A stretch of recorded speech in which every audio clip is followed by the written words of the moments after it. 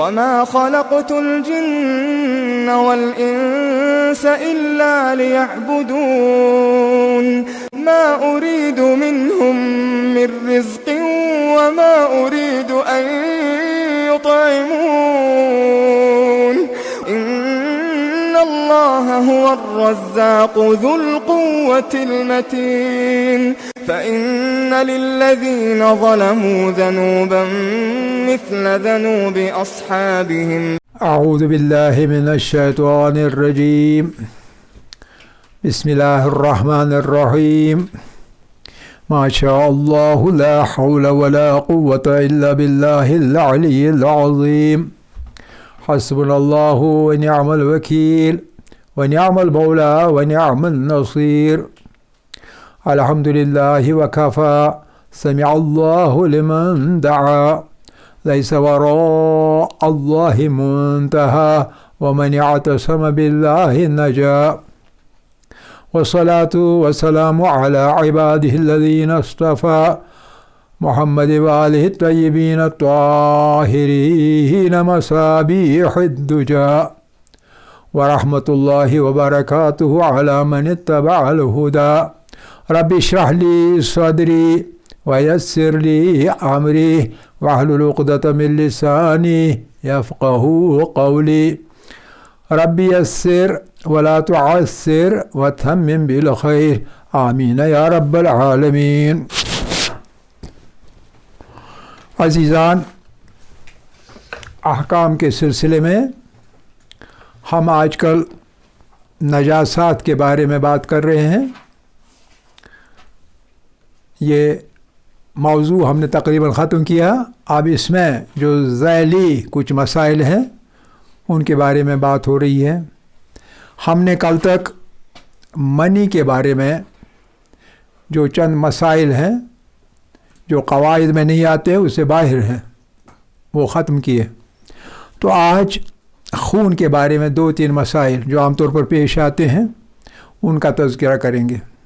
ہم نے کہا تھا کہ انڈے کے اندر، مرغی کے انڈے کے اندر یا کسی بھی انڈے کے اندر کبھی کبھی ایک خون کا قطرہ دکھتا ہے. یہ کہاں سے آ گیا یہ معلوم نہیں، لیکن ہوتا ہے.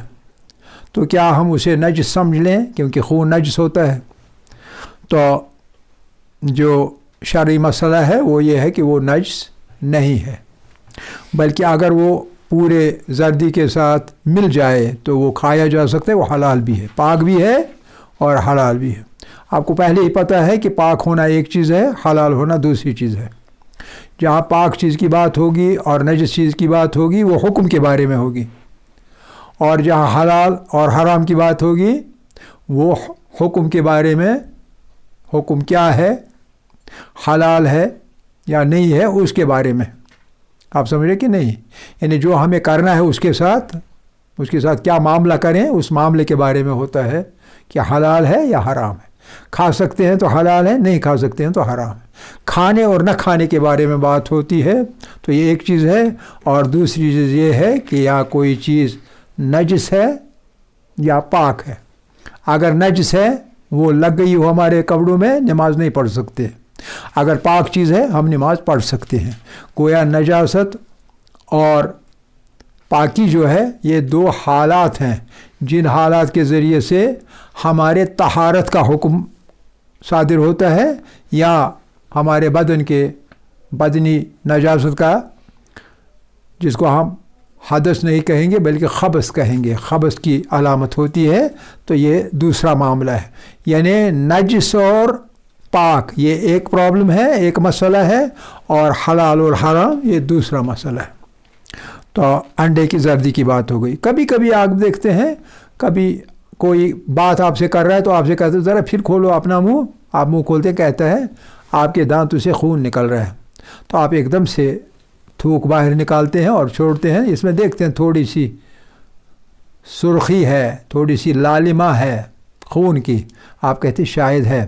پھر آپ اپنے منہ کے اندر لعاب دہن جمع کرتے ہیں اور پھر وہ لعاب دہن گھما پھرا کے اپنے منہ کے اندر باہر نکالتے ہیں.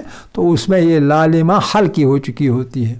جب ایسی بات ہو کہ دانتوں میں خون آ رہا ہو تو وہ لعاب دہن کے ساتھ مل کے زائل ہوتی ہے تو وہ پاک ہے، وہ نجس نہیں ہے۔ یہ دوسرا مسئلہ ہے۔ اور لیکن اگر خون یعنی خالص خون ہو، لعاب دہن ملائے بنا یا لعاب دہن ملا کے بھی وہ خون ظاہر ہوا، اس پر خون کا حکم لگے تو وہ نجس ہے، اور نجس ہے اس لیے وہ تھوک، وہ لعاب نگلنا حرام ہے۔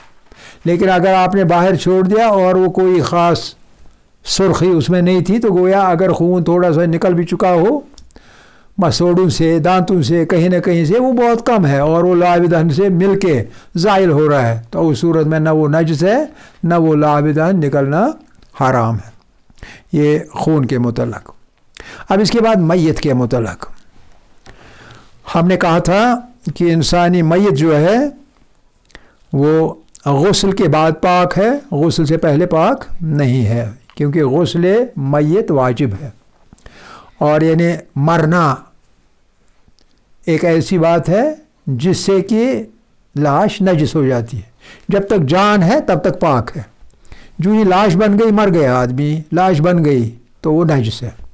پہلے تو یہ تھا کہ جب بدن گرم ہو تو تب تک وہ نجس نہیں ہے، جو ہی ٹھنڈا پڑ جائے گی لاش تو نجس ہے۔ لیکن اب کچھ جو فقہا ہے وہ کہتے ہیں نہیں، اگر لاش بدن گرم بھی ہوگا تب بھی وہ نجس ہے، تو لیکن بہت کم ہے ایسے، تو چاہے وہ ہو چاہے یہ ہو، ہمارا مسئلہ یہ ہے کہ یہ جو اس کے ساتھ مسئلہ ہے وہ یہ ہے کہ لاش بغیر غسل کے نجس ہے، غسل دے دیا تو پاک ہے۔ لیکن ایک لاش ایسی ہے جس کو غسل دینے کی ضرورت نہیں، آپ نے ذکر کیا ہے، آپ کو یاد ہونا چاہیے، کون سی لاش تھی وہ؟ شہید کی لاش۔ شہید کی لاش نجس نہیں ہوتی، وہ پاک ہوتی ہے، اس کو خون کے سمیت دفن کیا جا سکتا ہے اگر خون بھی ہو، یعنی اس کا خون بھی پاک ہے۔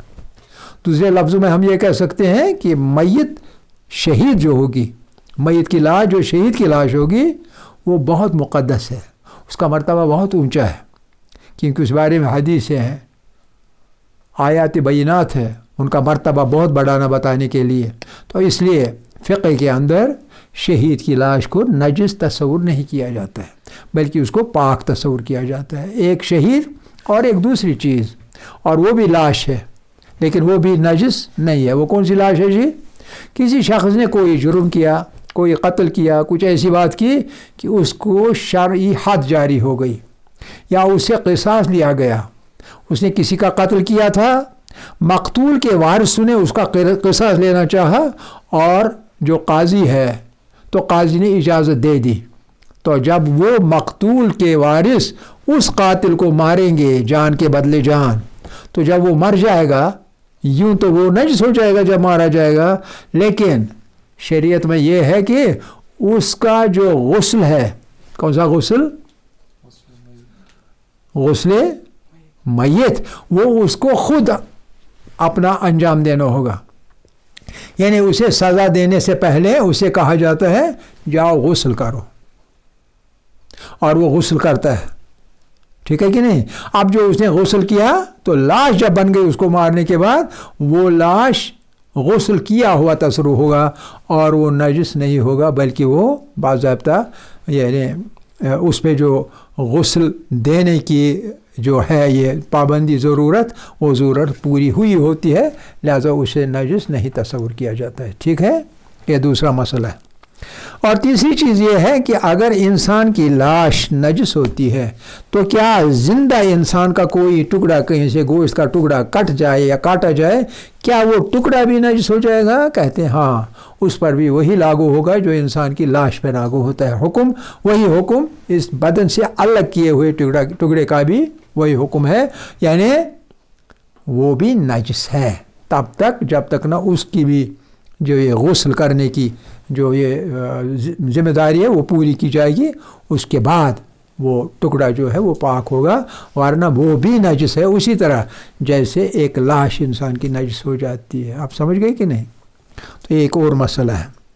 اب کبھی کبھی ایسا ہوتا ہے کہ انسان کے ہونٹوں پر یا بدن کے کہیں کھال اتر جاتی ہے تھوڑی سی، اور پھر ہاتھ سے تھوڑا یوں کر کے وہ کھال الگ ہو جاتی ہے.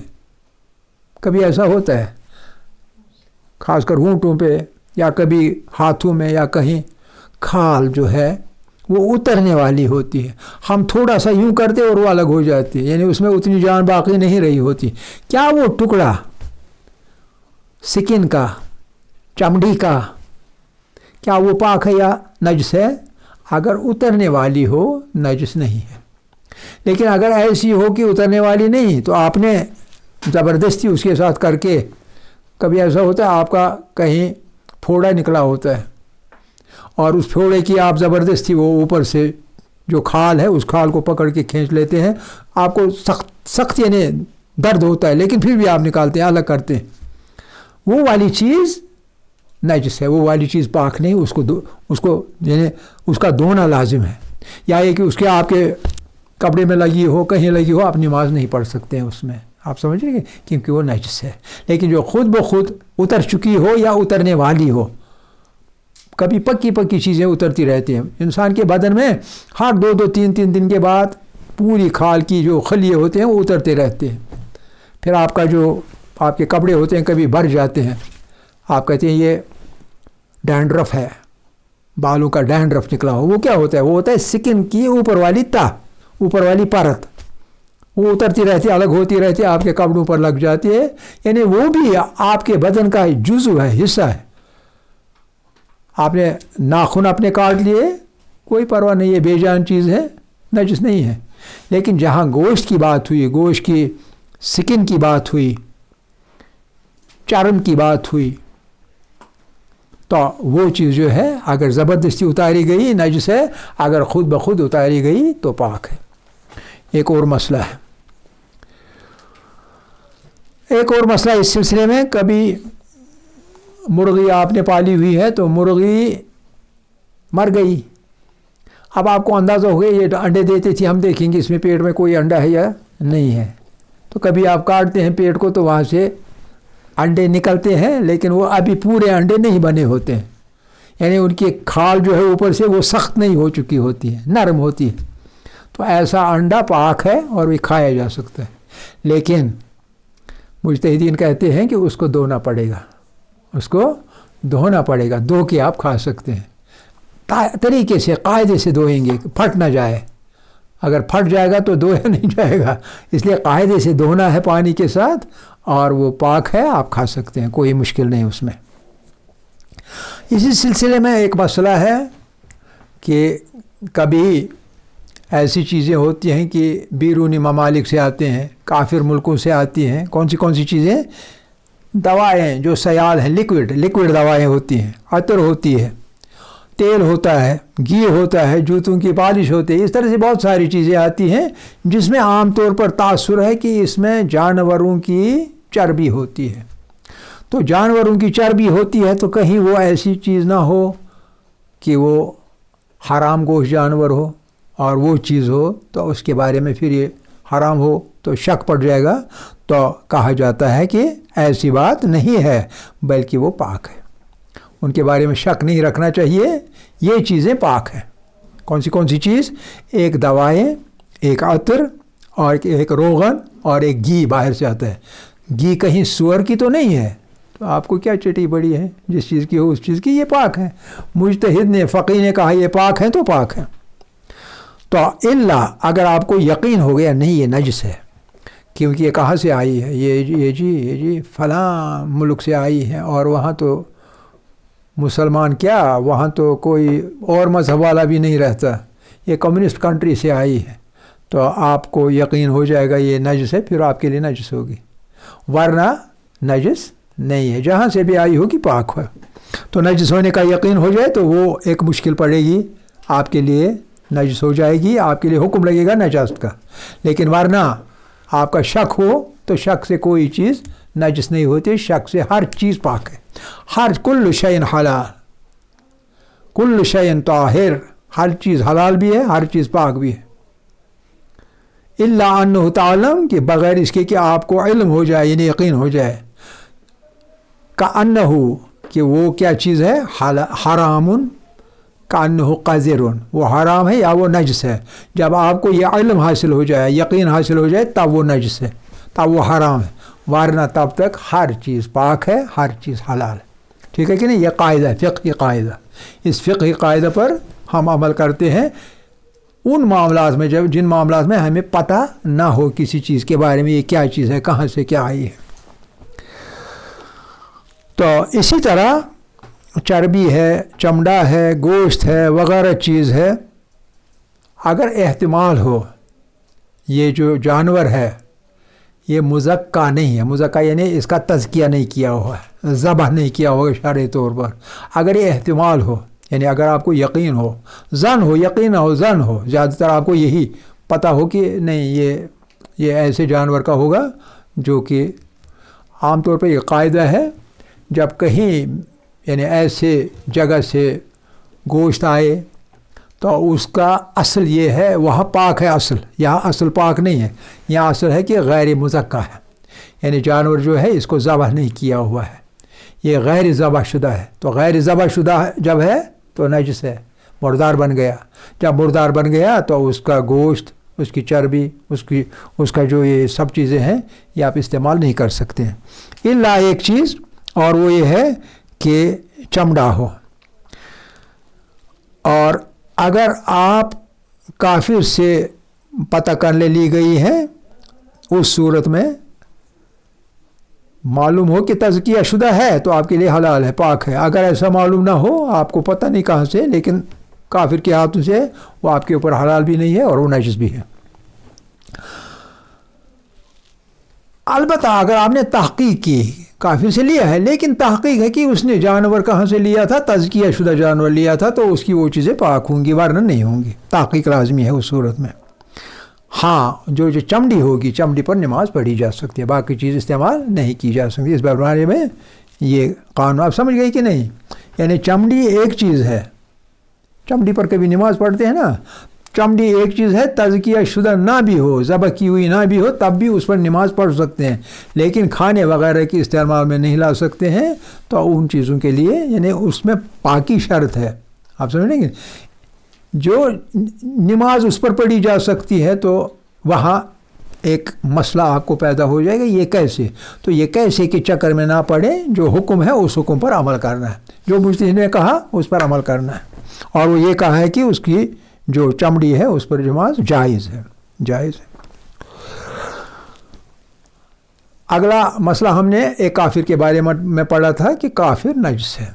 अब जो, लेकिन कौन सा, अहली किताब वाला नहीं, गैर अहली किताब जो होगा, गैर अहली किताब है यहूदी, ईसाई, ज़रतुश्ती, मजूसी, ये चीज़ें जो है, ये मुख्तलिफ जो ये लोग हैं, मुख्तलिफ जमातें जो है, इनको काफिर किताबी कहा जाता है, काफिर गैर किताबी नहीं कहा। यानी ये किसी काफिर गैर किताबी पर कोई किताब आसमान से नहीं उतरी है, आसमानी किसी दीन पर वो यकीन नहीं रखते हैं, उन लोगों का जो तमाम बदन है वो नजस है।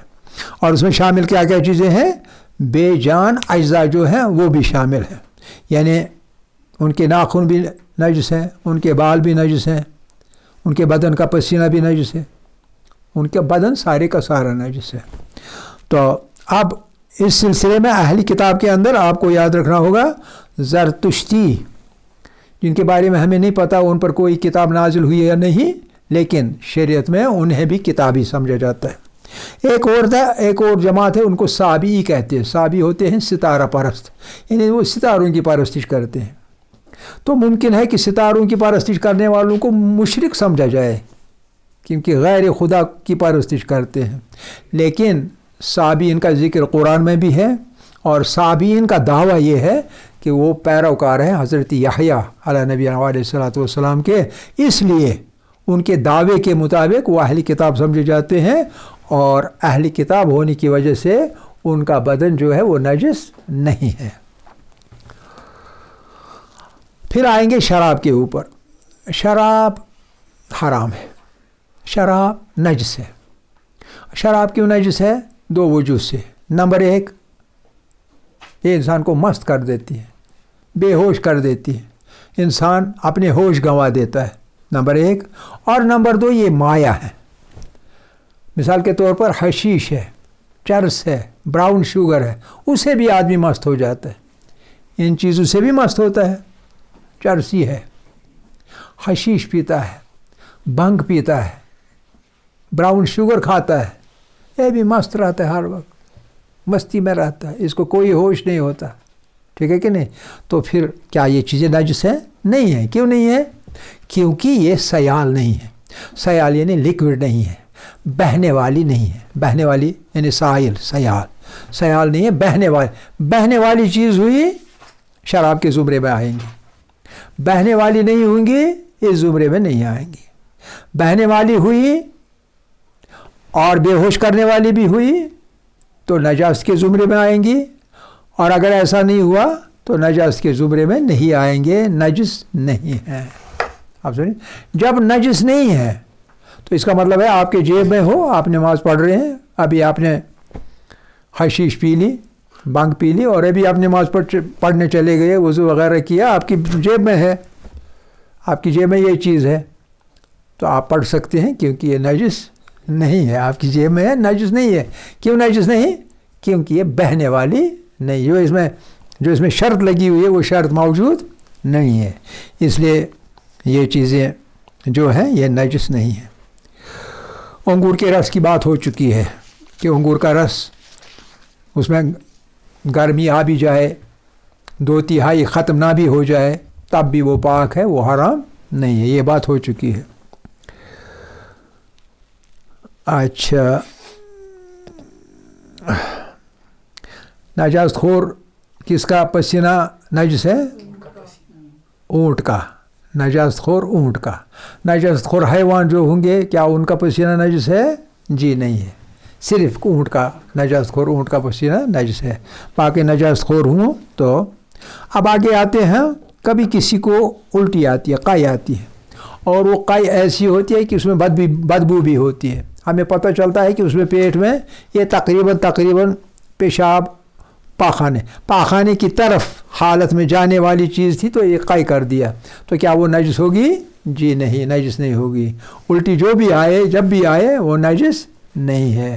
آپ کے کپڑے میں پڑے تو اسے پہلے دھونے کی ضرورت نہیں ہے، آپ نماز اس کپڑے میں پڑھ سکتے ہیں. تو قائی جب بھی آئے وہ نجس نہیں ہے، وہ پاک ہے. آگے آپ مسئلہ یہ ہوگا کہ نجاست کیسے ثابت ہوگی؟ ہم کیسے کہیں گے کہ آپ کا کپڑا نجس ہو گیا؟ یہ کیسے ثابت ہوگا؟ 3 طریقوں سے ثابت ہوگا. نمبر 1 کہ آپ کو یقین ہو جائے میرا کپڑا نجس ہے، تو یہ نجس ہے، اس کو پاک کرنا ہوگا. آپ کو یقین ہو گیا، یعنی اپنا یقین پہلی چیز ہے نجاست کو ثابت کرنے کے لیے. نجاست ثابت کرنی ہے، ایک آپ کو خود یقین ہو گیا، ایک آپ کو خود یقین ہو گیا. یعنی نجاست کا کیسے یقین کیا جائے گا؟ نجاست کے 3 ذرائع ہیں. نمبر 1 یہ کہ انسان خود یقین کر لے. آپ کو یقین ہو گیا میرا کپڑا نجس ہے، تو آپ کا کپڑا نجس ہے، پاک کرنا پڑے گا. خود یقین ہو جائے، اپنے آپ کو یقین ہو جائے میرا کپڑا نجس ہے، میرا یہ فرش اس جگہ نجس ہے، اس جگہ یہ تھوڑا داغ ہے، یہ داغ کیسا ہے؟ مجھے یقین ہو گیا یہ نجاست ہے، تو یہ نجاست ہے. اگر یقین نہیں ہوا، شک ہو گیا، شک پہ کوئی بھروسہ نہیں، تو پھر نجاست نہیں ہے. جب یقین ہو گیا کہ نجس ہے، کیوں یقین ہو گیا پتہ نہیں، یقین ہو گیا مجھے، تو اس لیے نجس، اس کی نجاست ثابت ہو گئی. یا یہ کہ 2 عادل کہیں، کسی چیز کے بارے میں 2 عادل گواہی دیں، بتا دیں،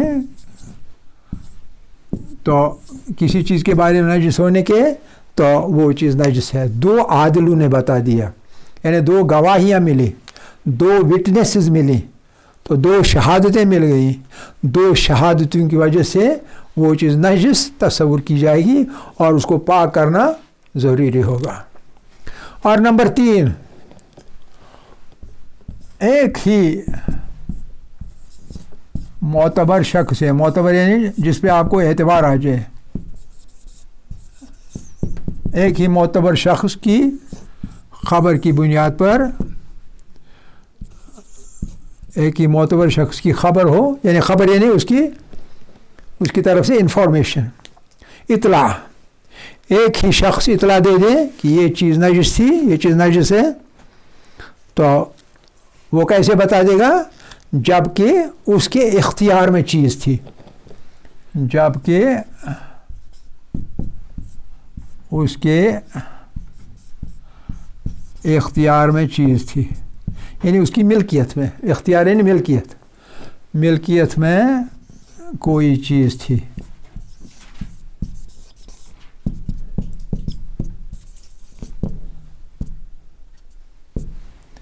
کوئی چیز ہے، اس کا مالک ہے، کوئی کسی کی ملکیت میں ہے۔